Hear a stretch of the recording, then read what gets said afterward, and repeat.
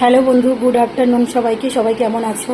আশা করছি সবাই খুব ভালোই আছো। আর দেখো, আমিও খুব ভালো আছি। আর এত গরম পড়েছে, স্নান টান করলাম, এই সবে গিয়েছিলাম একটা দোকানে, একটা জিনিস কিনতে গিয়েছিলাম, সারপ্রাইজ। তোমাদের একটু দেখাবো জিনিসটা।